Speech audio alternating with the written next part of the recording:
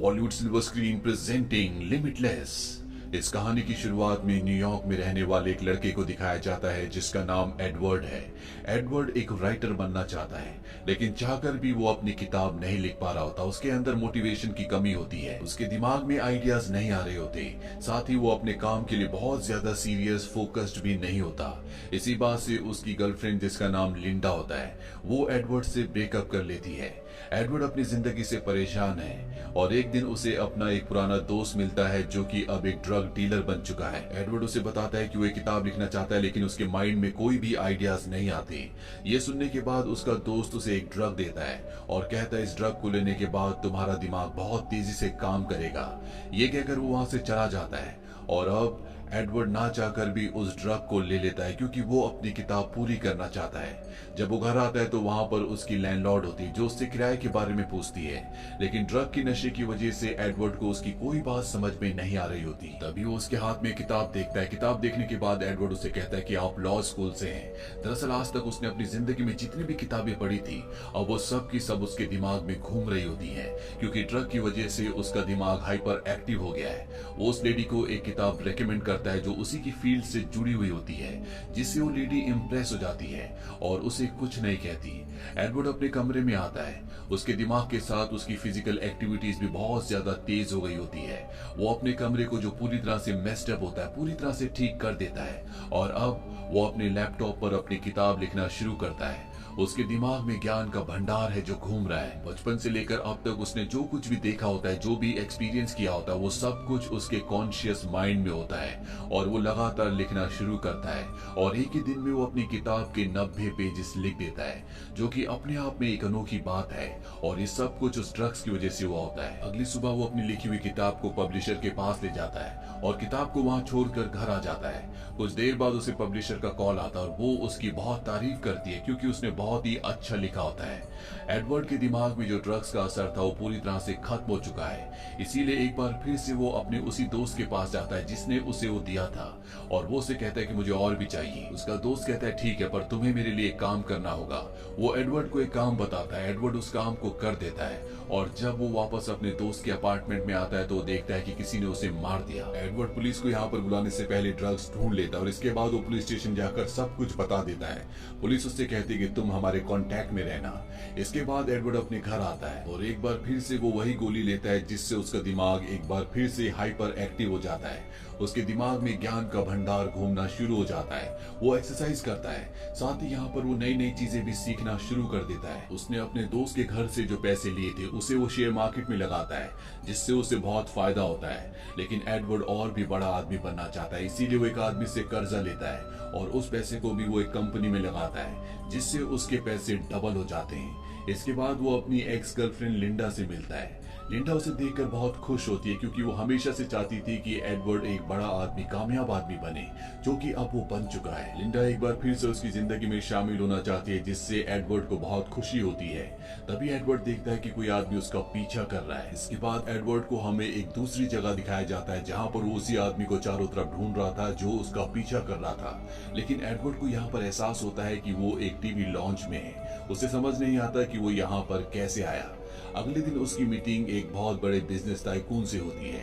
Edward उससे मिलने के लिए जाता है। वो आदमी एडवर्ड को अपनी कंपनी की पूरी फाइल्स दिखाता है और कहता है कि मुझे मेरी कंपनी के बारे में कुछ सजेस्ट करो। एडवर्ड उसकी कंपनी के सीक्रेट्स पढ़ने के बाद उसे ऐसी ऐसी बातें बताता है जिससे वो बहुत ज्यादा इम्प्रेस हो जाता है और अब एडवर्ड उसकी गाड़ी से उतर जाता है और जब वो चल रहा होता है तो उसे चक्कर आना शुरू हो जाते हैं और अगले पल वो देखता है कि वो किसी और जगह है। इसी तरह से वो अपने आप को अलग अलग जगह पर देखता है। एडवर्ड को कुछ भी समझ में नहीं आता और तभी बहुत सारे लोग उस पर हमला कर देते हैं, पर एडवर्ड के दिमाग में बहुत सारे फाइटिंग्स के सीन आना शुरू हो जाते हैं जिससे वो उन सभी लोगों के ऊपर भारी पड़ता है। और अब अगली सुबह दिखाया जाता है कि एडवर्ड अपने घर पर उठता है। आज उसकी एक बहुत बड़े बिजनेस टाइकून से मीटिंग होती है, लेकिन वो ड्रग्स नहीं लेना चाहता क्योंकि कल जो उसके साथ हुआ था वो नहीं चाहता कि एक बार फिर से उसके साथ हो। इसीलिए वो उस गोली को लिए बिना ही उस मीटिंग में पहुंच जाता है, लेकिन इस बार वो उस बिजनेसमैन के सामने कुछ भी नहीं बोल पाता और ना ही उसकी बातें उसे समझ में आती है। इसीलिए एडवर्ड मीटिंग छोड़कर निकल जाता है। बाहर आते ही उसकी तबीयत खराब होना शुरू हो जाती है। इसीलिए वो अपने घर वापस आ जाता है, जहाँ पर उसे ड्रग डीलर की बहन का कॉल आता है। वो उसे अपने पास मिलने के लिए बुलाती है। यहाँ पर एडवर्ड के पास ड्रग डीलर की एक डायरी भी होती है, जिसमें उसके सभी कस्टमर्स का नंबर होता है। और जब वो उन सभी कस्टमर्स को कॉल करता है तो उसे पता चलता है कि उन सब की मृत्यु हो चुकी है और उसमें से कुछ कोमा में है, यानी कि जो नशा वो ले रहा है वो बहुत ही ज्यादा खतरनाक है। अब वो उस ड्रग डीलर की बहन से मिलने के लिए जाता है, जहाँ पर वो एडवर्ड को बताती है कि जो तुम ले रहे हो कभी मैं भी इसे लिया करती थी। शुरू में इसे लेने से बहुत अच्छा लगता है, लेकिन ये बहुत ही खतरनाक है। मैं इसे छोड़ चुकी हूँ और अगर तुम्हें भी अपनी जिंदगी प्यारी है तो तुम्हें भी इसे धीरे धीरे छोड़ना होगा। अब एडवर्ड वहां से चला जाता है और अब एडवर्ड के पास वो आदमी आता है जिससे एडवर्ड ने पैसे उधार लिए थे। वो एडवर्ड से अपने पैसे मांगता है। तभी एडवर्ड की जेब से उसकी ड्रग्स नीचे गिर जाती है, जिसे वो आदमी उठा लेता है और एक गोली खा लेता है, जिससे उसे बहुत अच्छा लगता है। और अब वो एडवर्ड से कहता है कि मुझे मेरे पैसे नहीं चाहिए, बल्कि मुझे ये गोलियां दे दो। एडवर्ड के पास जितनी भी गोलियां होती है वो उस आदमी को दे देता है। बदले में वो आदमी एडवर्ड को पैसे भी देता है। इसके बाद एडवर्ड घर आ जाता है, जहाँ पर वो लिंडा को, जो कि अब उसकी एक बार फिर से गर्लफ्रेंड है, सब कुछ बता देता है कि कैसे उसने सब कुछ किया और कैसे उसका दिमाग इतना तेज हुआ था। वो लिंडा को बताता है कि वो ये सब कुछ एकदम से नहीं छोड़ सकता। लिंडा उसकी मदद करना चाहती है, इसीलिए वो एडवर्ड के लिए वो ड्रग्स लेने के लिए जाती है। और जब वो आ रही होती है तभी वो आदमी जो एडवर्ड का भी पीछा किया करता था उसके पीछे लग जाता है। लिंडा अपनी जान बचाने के लिए एक बार में चली जाती है। वो एडवर्ड को कॉल करती है। एडवर्ड उसे कहता है कि तुम एक गोली खा लो। लिंडा को अपनी जान बचाने के लिए एक गोली खानी पड़ती है, जिसके बाद उसका दिमाग बहुत तेज हो जाता है और वो उस आदमी से बचकर घर वापस आ जाती है, जहां पर लिंडा उससे अपने एक्सपीरियंसेस शेयर करती है। एडवर्ड उसे कहता है कि तुम्हें अब इसे दोबारा कभी नहीं लेना और मैं भी इसे जल्दी छोड़ दूंगा। यहाँ पर एडवर्ड के घर के बाहर उस आदमी के लोग आ चुके होते हैं, जिससे एडवर्ड ने पैसे उधार लिए थे और जिसे एडवर्ड ने ड्रग्स की गोलियां दी थी। दरअसल अब वो ड्रग्स की और भी ज्यादा डोज चाहते हैं। वहीं एडवर्ड एक बार फिर से वो ड्रग्स लेता है और उसी बिजनेसमैन से मीटिंग करने के लिए जाता है, जहां पर मीटिंग बहुत ज्यादा सक्सेसफुल होती है। एडवर्ड उसे कहता है कि पिछली बार मेरी तबीयत खराब थी। एडवर्ड को धीरे धीरे अब इस नशे के बारे में और भी ज्यादा जानकारी होना शुरू हो जाती है। उसे पता है कि इसे लेने के बाद उसे अल्कोहल नहीं पीना, उसे पानी ज्यादा पीना है और साथ ही प्रॉपर नींद लेनी है। साथ ही वो अपने लिए 2 बॉडीगार्ड्स भी हायर कर लेता है। अब एक बार फिर से वो उसी बिजनेसमैन से मिलने जाता है, जहां वो बिजनेसमैन उसे बहुत सारे अलग अलग बिजनेसमैन से मिलाता है। यहाँ पर एक बहुत बड़ी मीटिंग होती है, जहां पर एडवर्ड सबको इम्प्रेस कर देता है, यानी कि अब वो बहुत जल्दी इन बड़े बड़े बिजनेसमैन, बिजनेस टाइकून के साथ मिलकर उन्हीं का हिस्सा बनने वाला है। एडवर्ड जब घर आता है तो देखता है कि उसका सारा सामान बिखरा हुआ है, यानी कि उसकी घर की किसी ने तलाशी ली है। एडवर्ड अब एक दूसरे घर में शिफ्ट हो जाता है, जहां का सिक्योरिटी सिस्टम बहुत ज्यादा स्ट्रांग होता है। इस कहानी की शुरुआत में जिस ड्रग डीलर का मर्डर हुआ था, उसके मर्डर के सिलसिले में एडवर्ड के पास पुलिस वाला आता है। दरअसल पुलिस को अब एडवर्ड पर शक है। एडवर्ड अपने लिए एक बहुत बड़ा लॉयर हायर करता है, जो उसे सारे चार्जेस से, सारे इल्जामों से पूरी तरह से फ्री करवा देता है। अब यहाँ पर एडी एक बार फिर से फाइनल मीटिंग के लिए जाता है, जो उसकी बड़े बड़े बिजनेस टाइकून के साथ होती है। लेकिन यहाँ पर जो सबसे सीनियर बिजनेसमैन होता है, जिसकी पिछली बार मीटिंग में थोड़ी तबीयत भी खराब थी, वो यहाँ पर नहीं आता, बल्कि उसकी वाइफ आती है। उसकी वाइफ बताती है कि मेरे हस्बैंड की तबीयत ठीक नहीं है, जब तक वो ठीक नहीं हो जाते तब तक हम फाइनल डील नहीं करेंगे। यहाँ पर इन सबको पता चलता है कि वो फिलहाल कोमा में चला गया है। अब जब वो लेडी अपनी गाड़ी में जा रही होती है, वो एडवर्ड देखता है कि उसके साथ वही आदमी होता है जो हमेशा उसका पीछा किया करता था। दरअसल ये उस बिजनेसमैन का ड्राइवर होता है। एडवर्ड उसे देखकर पूरी तरह से हैरान हो जाता है। अब वो अपने बिजनेस पार्टनर से मिलता है। दोनों के दोनों परेशान होते हैं, क्योंकि जब तक वो बड़ा बिजनेस टाइकून होश में कोमा से वापस नहीं आता, तब तक इनकी डील फाइनल नहीं हो सकती। एडवर्ड एक बार फिर से पिल्स लेने के लिए वॉशरूम में जाता है, लेकिन वो देखता है कि उसके पास एक भी पिल्स नहीं होती। दरअसल उसकी पिल्स किसी ने चोरी कर ली, और ये चोरी की होती है उसके वकील ने, जिसने उसे केस से बाहर निकाला है।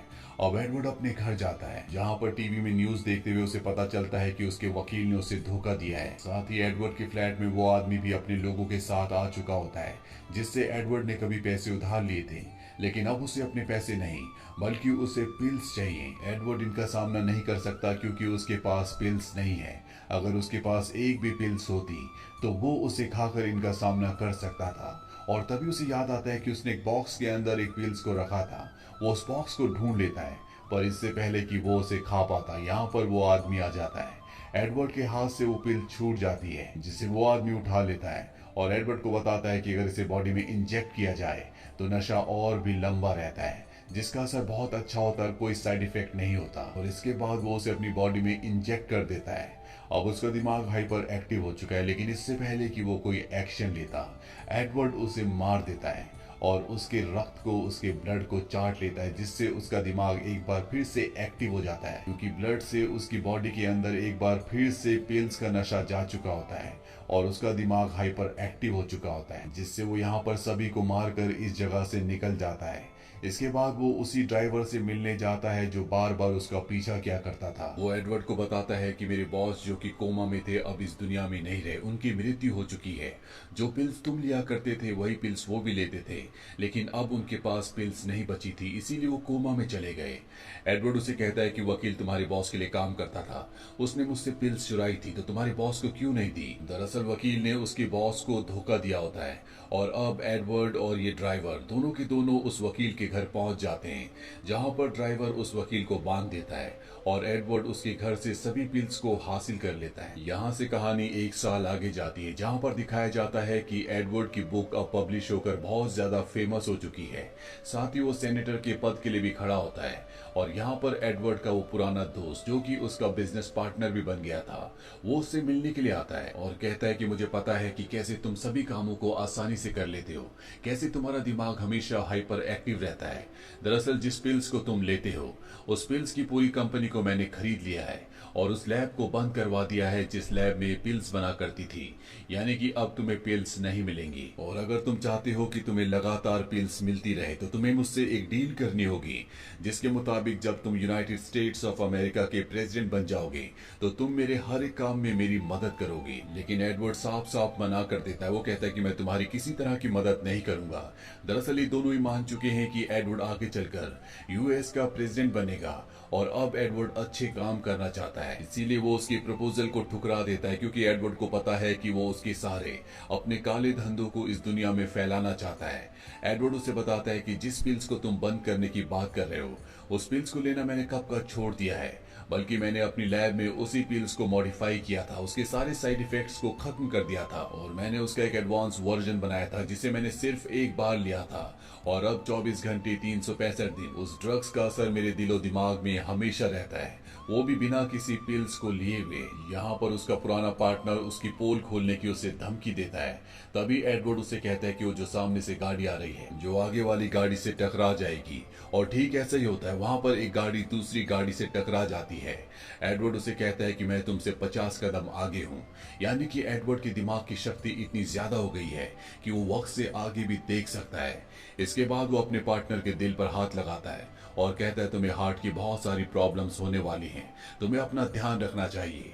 और अब उसे समझ में आ जाता है कि एडवर्ड के साथ वो मुकाबला नहीं कर सकता, क्योंकि वो उससे हर चीज में बहुत आगे है। वो अपनी गाड़ी में बैठकर यहाँ से निकल जाता है।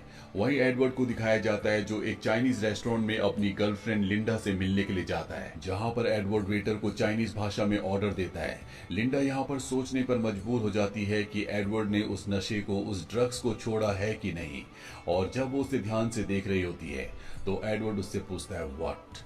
और इसी के साथ ये फिल्म यहीं पर खत्म हो जाती है। ये फिल्म ईयर 2011 में रिलीज हुई थी।